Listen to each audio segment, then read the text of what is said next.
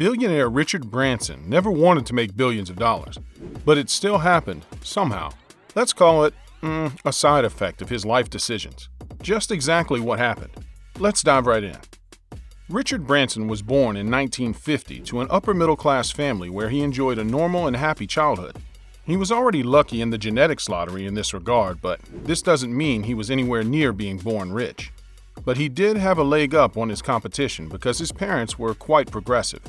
They considered their kids equals, and they often gave the kids challenges in an effort to make them self-reliant. That was most likely the seed that started it all.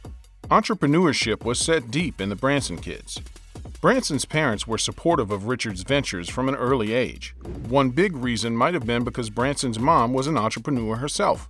Growing up, Branson had a lot of trouble with school, something that isn't that unusual with entrepreneurs. Many of Branson's teachers supposedly considered him to be a bit slow and lazy, something that we all know isn't true. What was going on was something else.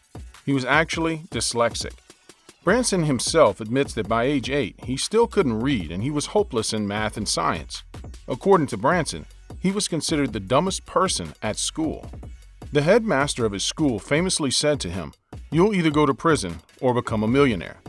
Instead of feeling sorry for himself and seeing himself as a big failure, Branson recognized his weaknesses, but he also recognized his strengths, which was his ability to make things happen.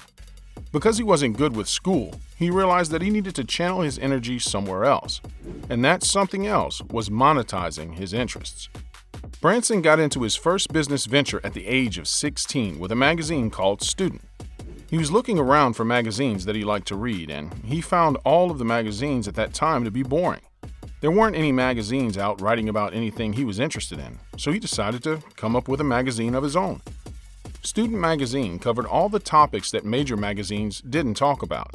The magazine was started and run in his co-founder's parents' basement when he was just 16 years old with no money. That experience taught him the skills to start running bigger things. Just a short time later, Branson started his record business from the same basement where he ran the magazine. Whenever Branson saw a need for something in the market that he was interested in, he asked himself, why couldn't he do it? Branson started advertising records for sale in Student magazine, and that's when he found another brand new opportunity. That new business was an overnight success, well, for selling records at least, and it was the unofficial start of Virgin Records. How Branson beat the big guys at that time was to sell records for considerably less than the traditional record stores, but the way he did it was completely illegal. We'll get into this a bit later, and that's why the name Virgin was completely appropriate for the company. It was suggested by one of Branson's early employees because they were all new at business. Let's fast forward a bit in Branson's life and look at a bigger example of his boldness. Branson's successful entry into the airline industry happened only because of a trip to Puerto Rico. On the way back home, his flight was canceled. So what did he do? He decided to charter his own plane the rest of the way. But he also offered a ride to the rest of the stranded passengers for $39 a person in order to cover the cost. Long story short, he started doing research into the business. He received a proposal to establish a transatlantic service to compete with British Airways, and he couldn't resist the opportunity. One little mishap gave Branson the vision to start Virgin Atlantic Airways in 1984. Are you guys recognizing a pattern?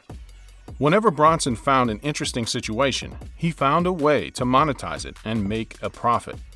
Against the advice of his advisors, he called Boeing in Seattle and negotiated to lease a 747 for a year, just to see if the whole idea could work. Virgin Atlantic was soon a reality, although it almost never got off the ground. On their very first flight, a flock of birds flew into one of the engines, ruining it at a cost of around $750,000. And no, the plane wasn't insured. Having to get the engine fixed brought Virgin over its credit line, and they came close to going bankrupt. Only an emergency influx of cash from Virgin's overseas operations got everything through.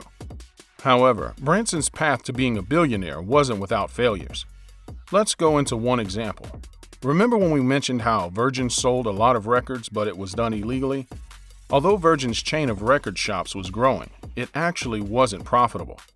In the spring of 1971, Virgin was losing money as a discount music retailer. Its record shop on London's Oxford Street was popular, and its mail-order business was growing.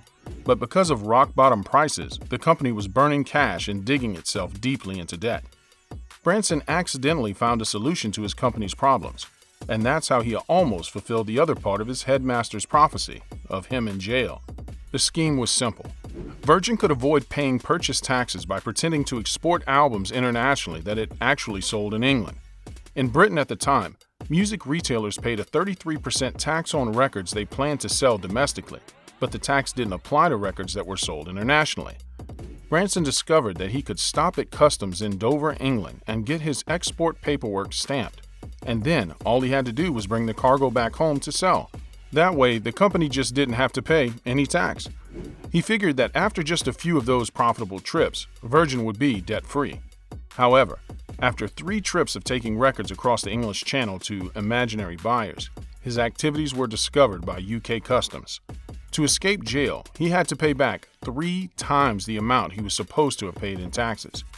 That experience taught him a valuable lesson. At the age of 21, he resolved to never do anything illegal again. Branson learned at that moment, if he was going to do something, he was going to do it right the first time. But let's take a step back and take a more detailed look at how Branson grew Virgin Records. The way they did business sold a lot of records, but they were still having trouble generating good margins, so they decided to sign their own acts and sell their own records instead of doing it for other record companies. Branson recognized that ownership was important to making a profit. He and his partners decided to buy a country estate north of Oxford, and they installed a residential recording studio. The first act Virgin signed was an unusual choice for a record company, let alone a startup. A young musician named Mike Oldfield had spent months perfecting a recording that had no vocals. It was basically a lot of bells and other unusual instruments. It was a bizarre first choice for a company that was intended as a rock music label, but it was a calculated gamble that paid off. Oldfield's album, Tubular Bells, was one of the biggest selling records of the 1970s, and it helped to bankroll Virgin's early years in the business. Virgin later signed controversial bands such as the Sex Pistols, a band that many other record companies were reluctant to sign. Branson saw opportunities where other people could only see liabilities. Branson was willing to go against the convention and do the complete opposite of what the trend was. Virgin Records would go on to sign other artists such as the Rolling Stones, Peter Gabriel, Paula Abdul, and Culture Club.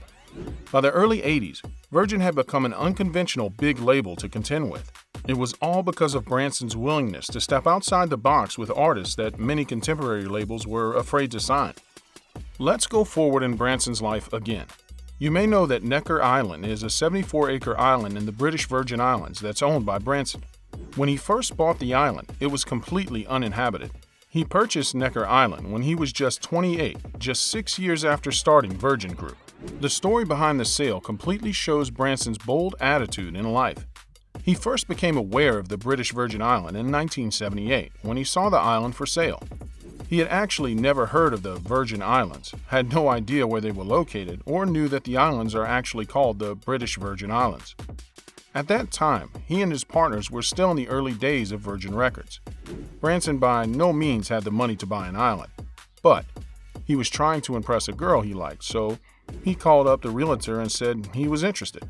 Luckily for Branson, the realtor didn't know he couldn't afford it, so he offered him an all-expenses-paid trip to see the islands. Branson agreed to go on one condition, only if he could bring a guest. So he and his date were given a luxury villa, and they were flown around the British Virgin Islands by helicopter. The final island he saw was Necker Island. He was stunned by the view and the wildlife on the island, and he decided there was no way he couldn't purchase the island. However, remember, Branson had no money to buy the island, but he figured that he had nothing to lose. He made an offer with the max amount he figured he could come up with from his bank. So he made a lowball offer of $100,000 for an island that was advertised for $6 million. The owner said no and was so insulted, Branson actually had to figure out a way off the island himself. But the owner got over it. After a year, nobody else had made an offer on Necker Island. By that time, the owner of the island was desperate to sell because he needed cash, and Virgin Records was in a much better position financially than it had been a year before. So Branson quickly agreed to a purchase price of only $180,000.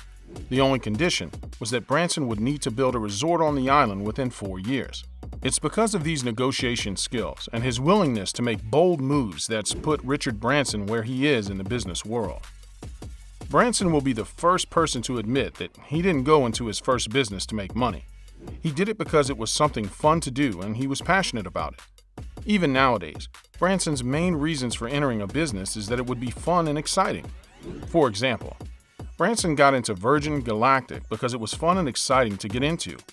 Obviously, there's also money to be made. Branson also has a number of achievements that have nothing to do with business. For example, there were his various efforts to break world records for hot air balloons. Branson is also well known for his different way of thinking. According to Branson, most people in business dress the same, and that contributes to them acting and thinking the same as most of their coworkers, and that's why he has a distinct dislike for ties. He often carries a pair of scissors with him at all times, ready to cut off a tie of anyone at his company. He even owns a pillow on Necker Island that's completely made up of a few of the ties he's cut off. To Branson, wearing a tie restricts new ideas and innovative thoughts. Embracing change and having the ability to adapt is the only way to move forward for anyone. Here's what's next.